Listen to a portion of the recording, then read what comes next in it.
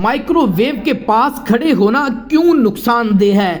اہم انکشاف۔ بجلی سے چلنے والی چھوٹی سی مشین مائکرو ویو اوون آج ہر گھر کی ضرورت بن گئی ہے۔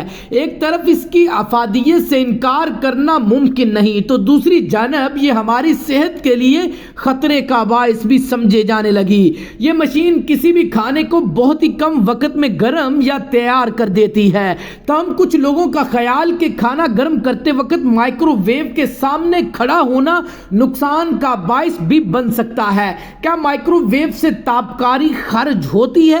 مائکرو ویو کو لوگوں کی اکثریت محفوظ تصور نہیں کرتی، کیونکہ یہ کھانے پکانے یا گرم کرنے کے روایتی طریقوں جیسے چولہے یا تندور کے برعکس بجلی سے چلتا ہے اور ایک منفرد انداز میں کھانا گرم کرتا ہے۔ مائکرو ویو کوئی جادو نہیں، بلکہ اس میں صرف سائنس کو استعمال کیا گیا۔ مائکرو ویو اوون برقی مقناطیسی لہروں کو خارج کر کے کام کرتا ہے، جو کھانے میں موجود پانی کے مالیکیولز کے ساتھ تعامل کرتا ہے۔ یہ لہریں پانی کے مالیکیولز کو تیزی سے ہلاتی ہیں، سالماتی رگڑ کے ذریعے گرمی پیدا کر دیتی ہیں۔ تکنیکی طور پر مائکرو ویوز برقی مقناطیسی تابکاری خارج کرتی ہیں، لیکن city of hope national medical centre میں ایسوسیٹ پروفیسر اور تھوراسک ریڈیو تھراپی کے چیف ڈاکٹر اوریا امینی کے مطابق یہ تابکاری مائکرو ویو تک محدود رہتی ہے۔ تمام مائکرو ویوز ان لہروں کو باہر خارج نہیں ہونے دیتے۔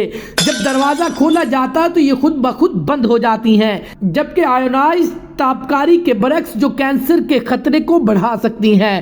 برقی مقناطیسی لہریں غیر آئونائزنگ ہوتی ہیں، یہی وجہ ہے کہ کھانے میں یا لہروں کا سامنے آنے پر لوگ محفوظ رہتے ہیں، ان میں تابکاری پیدا نہیں ہوتی۔ کیا مائکرو ویو کبھی خطرہ ہے؟